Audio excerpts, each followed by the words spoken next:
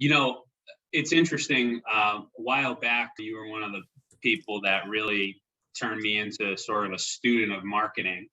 And I think back to time I spent getting really familiar with the HubSpot inbound marketing methodology. And one of the things that really stood out to me about that whole process was pillars, right? This concept of, what do you want to be excellent at? What do you want to be known for?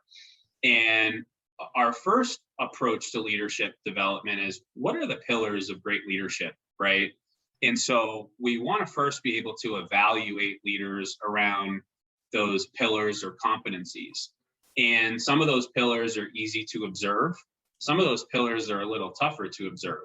And so, as I mentioned to you before, we really, on previous conversation, we really are a big fan of using tools like 360 assessments to help better understand how people in the organization are viewing those leadership pillars or competencies, but then being able to go back to senior leadership and say, hey, on an individual level, leaders A, B, and C, here's how they're doing, right? Here's how the organization is perceiving their performance. But also, as you think about creating this culture of leadership development, what are the pillars? What are the common themes that great leaders in your organization exhibit, so that you have the confidence when you take that big picture vision you have, right, in your strategy and your mission, the job to be done, if you will, for your company, right, to borrow another marketing term.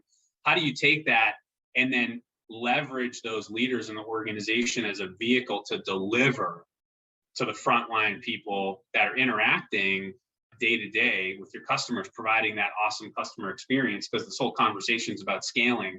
It doesn't happen without the customer experience, right? That's really one of the key mechanisms to being able to scale and grow and develop the organization you envision. So really being able to take those pillars that you think great leaders exhibit and deliver on those pillars.